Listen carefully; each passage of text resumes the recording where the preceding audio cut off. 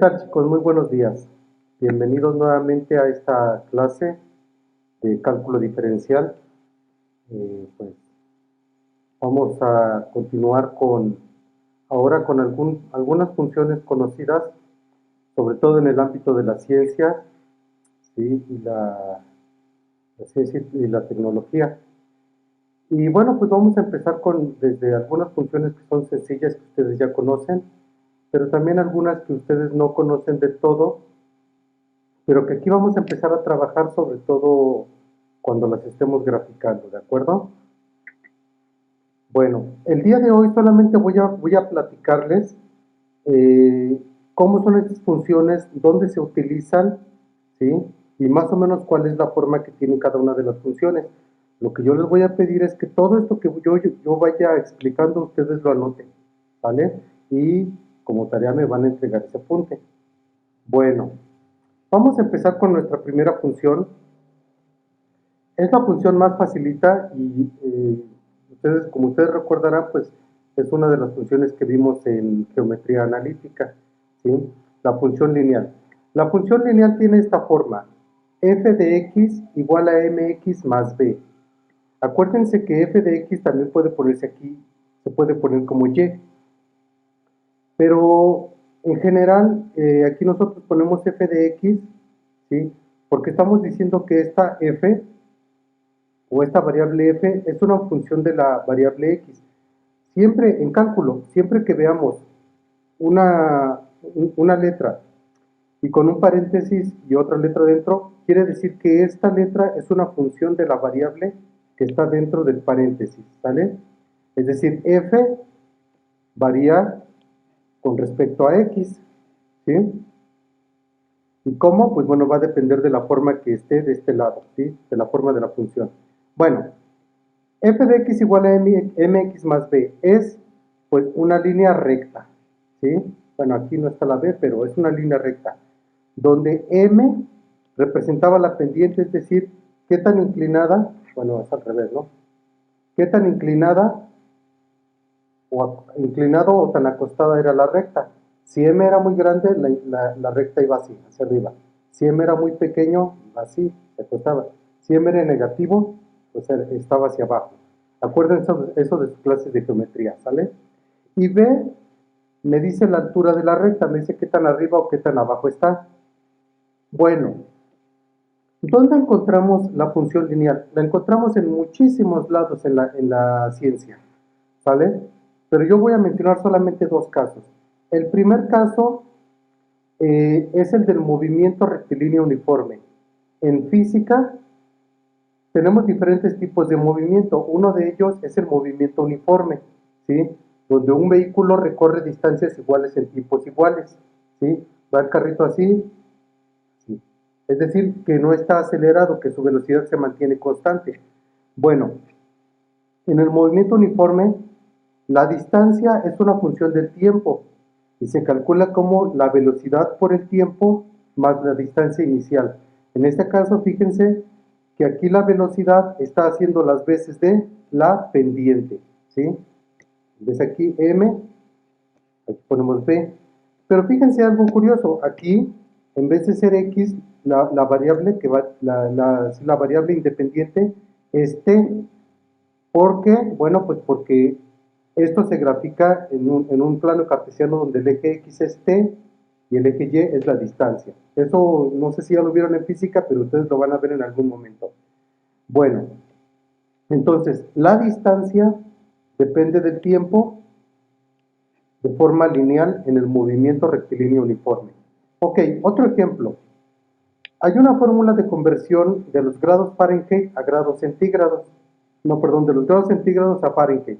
Vamos a suponer que nosotros conocemos la temperatura que hay aquí, por ejemplo, no sé, 15 grados Celsius, que es más relativamente frío, 15 grados Celsius, pero yo lo quiero convertir a grados Fahrenheit. Bueno, pues existe una relación lineal entre grados Celsius y grados Fahrenheit. Los grados Fahrenheit se obtienen multiplicando los Celsius por 1.8 y se le suma 32. En este caso, 1.8 hace las veces de la pendiente y el 32 del punto al origen, ¿sí? Y bueno, y de esa forma, dependiendo de los grados Celsius, pues van a ser los grados Fahrenheit. A mayor grado Celsius, mayor grado Fahrenheit. A menor grado Celsius, menor grado Fahrenheit. ¿Sí? Es una relación lineal. Y decimos lineal, bueno, pues porque la relación que hay entre Fahrenheit y Celsius en el plano cartesiano se representa con una línea recta. ¿Sale? Bueno, y ejemplos hay muchísimos, muchísimos. A lo largo de este curso vamos a ver algunos para que les quede un poquito más claro pues cómo es la función lineal y cómo es su representación gráfica. Aunque esto pues ya lo vimos. Función cuadrática, también es una función que ya vimos, que la función cuadrática tiene la forma ax cuadrada más bx más c, donde los parámetros a, b y c nos van a decir la forma de la parábola. Por ejemplo, si a es positivo, es una parábola que va hacia arriba, abre hacia arriba. Si a es negativo, es una parábola que abre hacia abajo. Si a es muy, muy, muy pequeñito, es una parábola muy abierta. Si a es muy, muy, muy grande, es una parábola muy cerrada. B y C son parámetros que nos dicen, el B nos dice si está hacia la izquierda o hacia la derecha. Y el C me dice si la parábola está hacia arriba o hacia abajo. ¿Sale? ¿Dónde encontramos en las ciencias esa ecuación cuadrática? Fíjense que tienen la forma, si tenemos la variable aquí x, tiene un término con x cuadrada, un término con x y un término sin la x. Entonces, pues nada, en el movimiento, en el tiro parabólico, en el movimiento en dos dimensiones, cuando ustedes lanzan una piedra hacia arriba, la piedra hace esto, sube, sube, sube, sube, alcanza una altura máxima y luego de ahí para abajo empieza a caer. Bueno, la altura de una piedra que yo lanzo hacia arriba en dirección vertical, la altura está dado por esta ecuación, menos la gravedad por el tiempo al cuadrado entre 2, más la velocidad inicial por el tiempo, más la altura inicial. ¿Sí? Supongan que aviento una piedra desde una altura inicial de 2 metros y la lanzo con una velocidad de 5 metros sobre segundo. Pues si yo conozco, bueno, para diferentes tiempos yo puedo conocer la altura. ¿Sale? Bueno, ese es un ejemplo. Otro, por ejemplo, el área de un círculo, tenemos un círculo, ¿no? Y conocemos su radio. El área es igual a pi por el radio al cuadrado. ¿Sale? Y aquí ya no hay un término R ni un término que no tenga R. Eso aquí dependería, por ejemplo, si estamos hablando de un círculo, no sé, una sección de círculo que tiene añadido, por ejemplo, un cuadrado o un triángulo. Bueno, pues aquí la fórmula sería una función cuadrática, ¿no? Pero en general el área de un círculo es pi por el radio al cuadrado.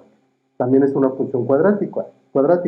Y si graficamos el radio en el eje X y el área en el Y, lo que nos va a dar es una parábola. ¿Sí? Bueno, vamos a continuar. Otra función es la función inversa. Es algo que también vimos. ¿Sí? La función inversa, bueno, o recíproca, se escribe de esta forma.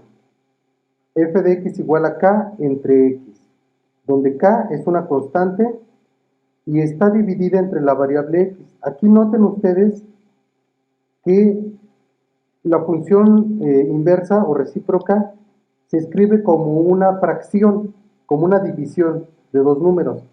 El número que está en el numerador es una constante y en el denominador yo tengo la variable x, la variable independiente. De tal forma que su gráfica va a tener esta forma. Una curva que cuando la x se acerca al 0, la curva se va a infinito. Y cuando el x se va a infinito, la curva se va a 0. Y también por los negativos. ¿Sale? De eso vamos a estar graficando, ¿eh? Vamos a hacer algunas gráficas. No ahorita, pero sí lo vamos a hacer después. Ejemplos en las ciencias. Perdón. Esta es una fórmula que se conoce como la ley de los gases, la ley ideal de los gases, o la ley de los gases ideales en termodinámica. Bueno, esto nos dice que la presión es una función del volumen.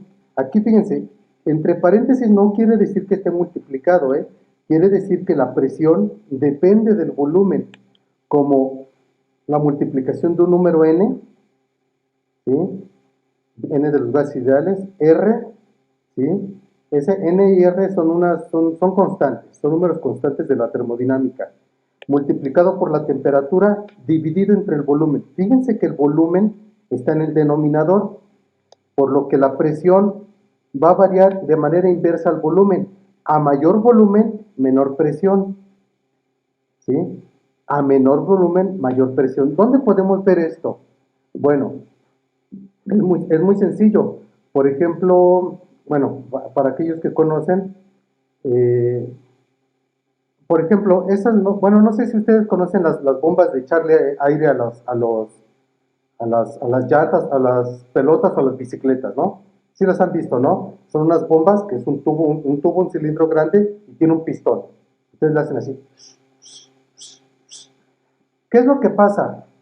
¿Cómo es que funcionan esas? Bueno, pues tenemos el cilindro. Tenemos un cilindro, sale así, un tubo, y tiene un émbolo arriba. Entonces, cuando ustedes empujan, lo que están haciendo es que el volumen que tiene el cilindro lo están haciendo cada vez más pequeño. Si entre más pequeño hacen el volumen, la presión aumenta y entonces sale por la manguera el aire a mucha presión. Luego regresan el émbolo y entonces aumenta el volumen y como aumenta el volumen disminuye la presión, ¿sí? Así es como ustedes pues inflan una llanta de una bicicleta. Empujan el émbolo y el émbolo lo que hace es que el volumen del cilindro lo hace cada vez más pequeñito y la presión se hace muy grande, de tal forma que tiene que salir por la manguera a mucha presión. ¿Sí me explico? Bueno, ese es un ejemplito, ¿no? Eh, entonces es una variación inversa. Otra, esta es conocida como la ley de Ohm en los circuitos eléctricos. La ley de Ohm nos dice que la corriente es proporcional al voltaje e inversamente proporcional a la resistencia. Entre mayor resistencia oponga un material, entre mayor resistencia, menor corriente. Entre menor resistencia, mayor corriente. ¿Sí? Bueno, ¿eso qué quiere decir? Eh, Vamos a suponer, bueno, este es un ejemplo que voy a poner, por ejemplo, cuando ustedes tocan un cable de la luz, ¿no? Ahí está el cable de la luz. Imagínense que ustedes tienen pues unos tenis de goma, y pisan el piso. Okay. Y agarran, meten la mano aquí con un alambre, ¿no? Tocan el contacto y ¿qué va a pasar? Sí, les da toques, ¿no? Les da toques, pero sí, ustedes sienten nada más como con una pequeña vibración en los dedos, ay, cabrón, ¿no? Y les da toques, ¿no? Pero en realidad ustedes no se electrocutan. ¿Por qué? Bueno, pues porque la corriente pasa y sí va a pasar, pasa por todo su cuerpo y va a dar al suelo. La corriente lo que busca es la tierra, ¿sí? Pero no se electrocutan. ¿Sí? Porque pasa la corriente y como el cuerpo tiene resistencia a la corriente, bueno, pues lo único que pasa es que sienten la vibración. Hay mucha resistencia al paso de corriente. Pero ¿qué pasa si ustedes pisan el suelo pisan el suelo mojado y con los zapatos mojados? Bueno, ahí el cuerpo ya no ofrece resistencia a la corriente. Lo que pasa es que tocan ustedes esto y la corriente pasa rápidamente porque sus tenis ya no son aislantes. Ahora sus pies están conectados directamente a la tierra y luego con agua. Por eso es muy peligroso tocar un contacto cuando ustedes tienen los pies mojados. O hagan el intento a ver qué pasa. Pero es tan peligroso que ahí sí se pueden electrocutar, ¿no? Porque son 220 voltios de corriente, de voltaje, ¿vale? Entonces, bueno, eso quiere decir que entre mayor resistencia, por ejemplo, con unos tenis aislantes, menor corriente, pero entre menor resistencia, con unos zapatos mojados, mayor corriente, ¿vale? Bueno, ese es otro ejemplo. Y en los dos casos, la función tiene esta forma. Ok, función inversa al cuadrado. Esa es una función inversa parecida a la anterior, nada más que aquí la x abajo está al cuadrado. Aquí x estaba así, normal, ¿vale? A la 1. Y aquí está al cuadrado. A ver, ahí qué pasaría, fíjense.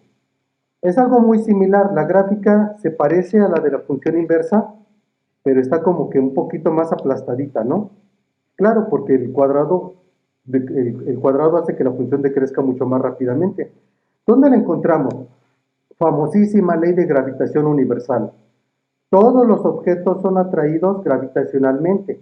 Entonces, si tenemos, por ejemplo, aquí el Sol y aquí un cometa, vamos a suponer que viene un cometa por aquí, bueno, a ver, por acá, sí, acá está el Sol, ¿no? Está el Sol. Y viene un cometa, y entonces el cometa va a ser atraído hacia el Sol, no, hacia estrellarse. ¿Por qué? Porque todos los objetos masivos con una masa m1 atraen gravitacionalmente a otros objetos, pero la fuerza con la que lo van a atraer va a depender de la distancia. Entre más cerca esté, por ejemplo, vamos a poner que aquí está el Sol y aquí hay un cometa. Entre más cerca, pum, lo va a traer más rápido. Pero entre más lejos, bueno, pues lo va a traer más lento, más lento, más lento.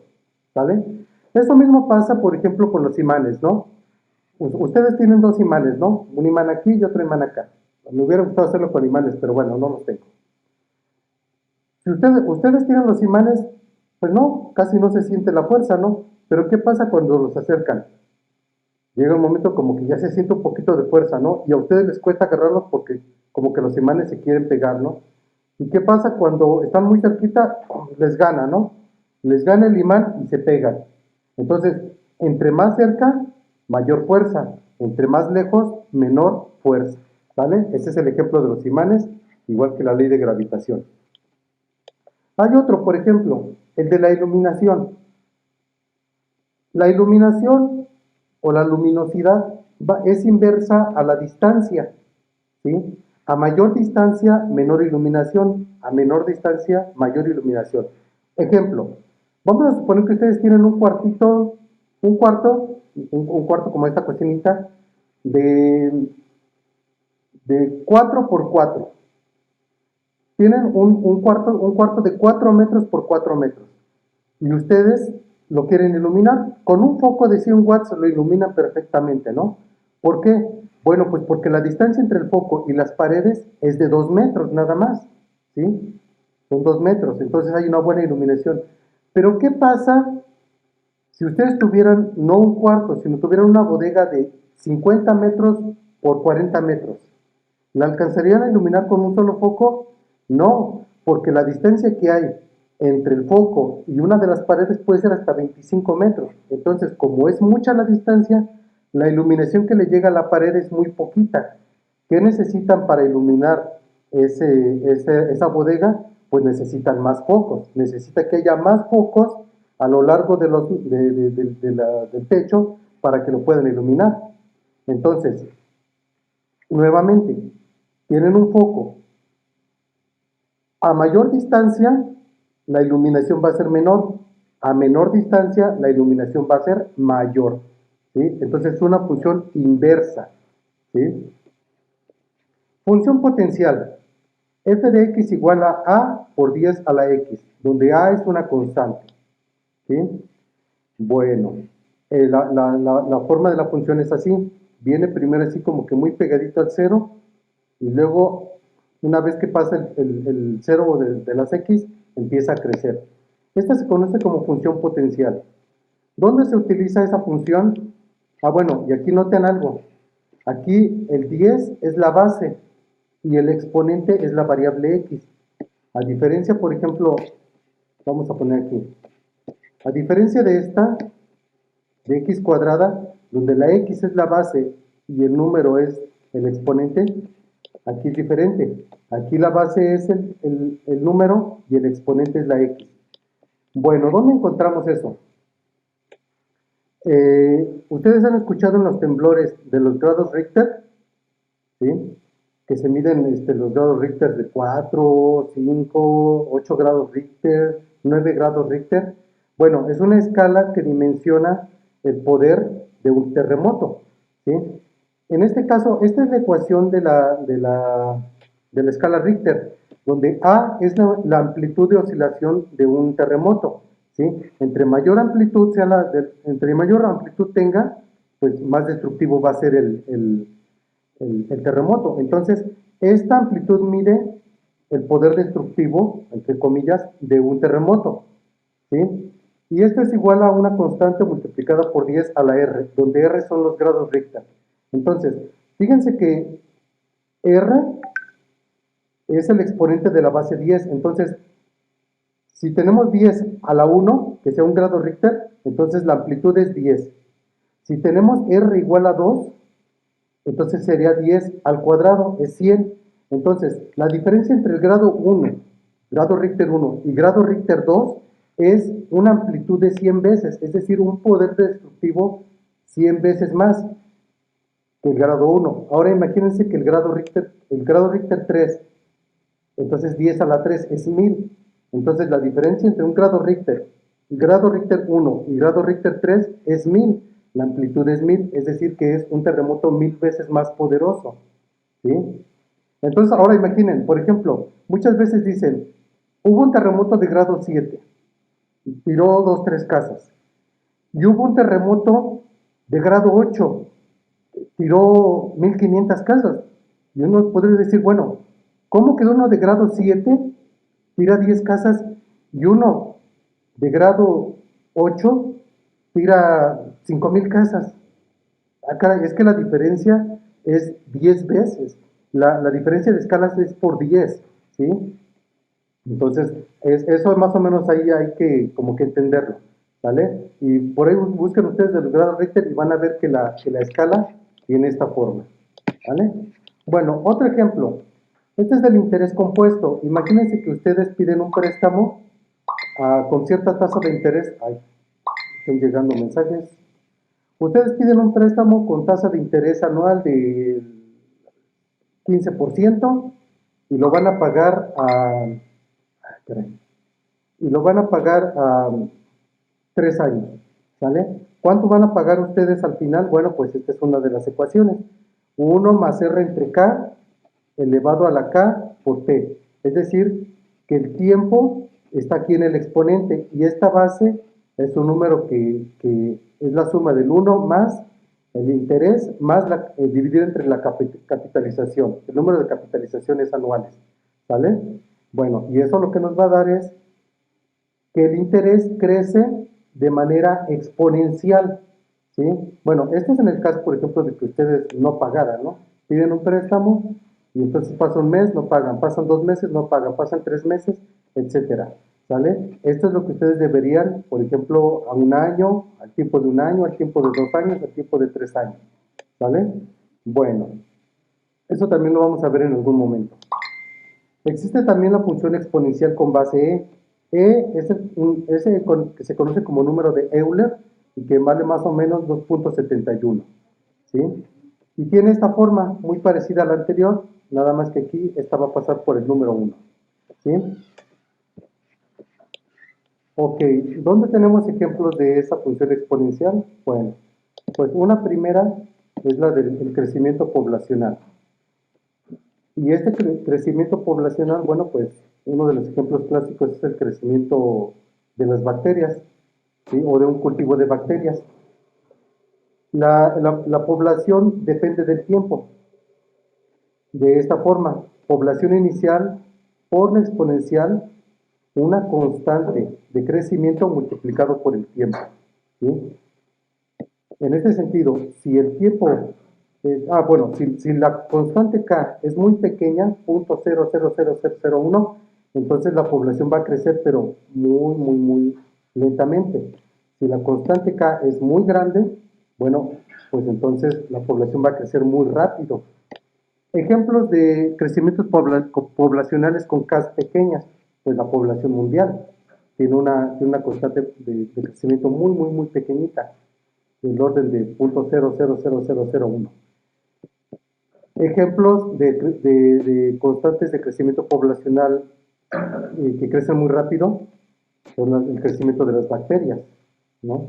Donde la K puede ser de 0.25, por ejemplo.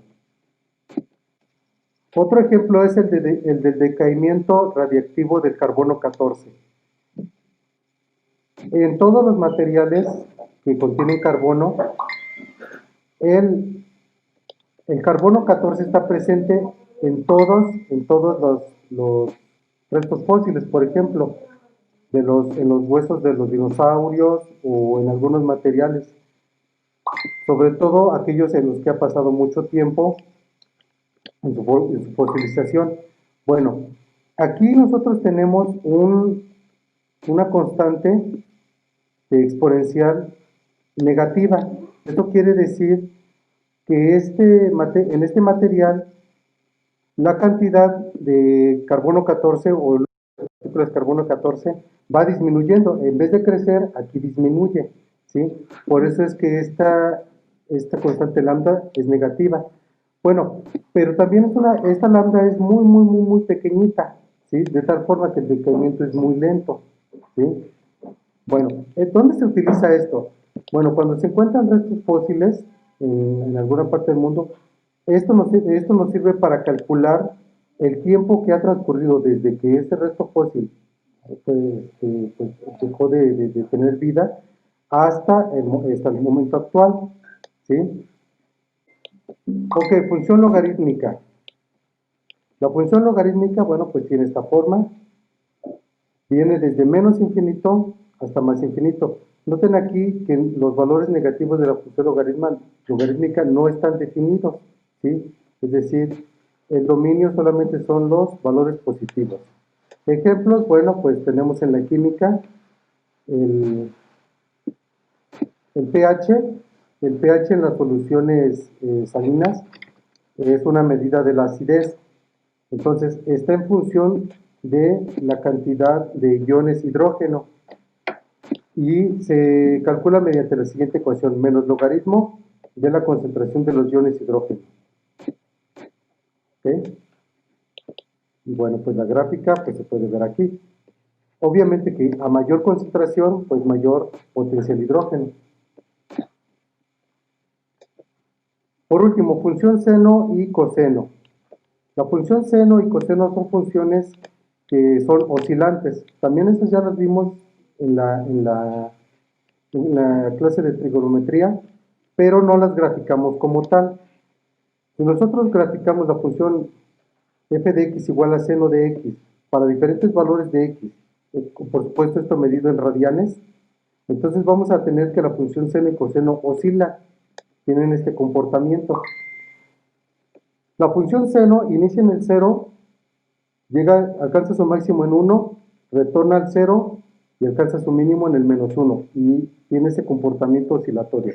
La función coseno es algo similar, solamente que la función coseno inicia en el 1, baja al 0 y alcanza su mínimo en el menos 1 y empieza a oscilar, ¿sí? La diferencia entre el seno y coseno pues es una fase de pi medios.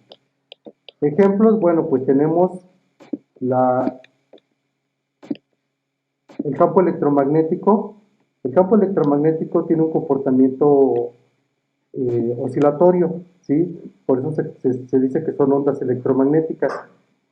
La función es el campo máximo o la amplitud del campo máximo multiplicado por el seno de kx menos omega t, donde kx es la posición de la posición radial de la onda electromagnética, omega es la frecuencia de oscilación de la onda electromagnética y t el tiempo, es decir, que las ondas electromagnéticas van oscilando en el tiempo, ¿de acuerdo? Y alcanzan máximos y mínimos del espectro electromagnético. Otro ejemplo, bueno, pues son las ondas sonoras. Las ondas sonoras también se propagan en el tiempo mediante oscilaciones de máximos de presión y mínimos de presión, donde en este caso x, que es la posición de la onda sonora, es igual a la amplitud de la onda sonora. La amplitud sería en este caso el volumen, multiplicado por el seno de la frecuencia de la onda sonora, multiplicada por la distancia, más la fase, ¿sí? Bueno, Y esto de todas maneras ustedes lo van a ver en física, si no de todas maneras en algún momento vamos a estar trabajando funciones similares. ¿Ok? Bueno, entonces voy a pedirles de favor que ustedes hagan los apuntes de estas funciones, los escriban bien. Todos estos detalles que yo les estoy diciendo o que les estoy explicando, anótenlos también como notas y me lo envían a mi WhatsApp, ¿sale? Bueno chicos, pues yo les agradezco su atención.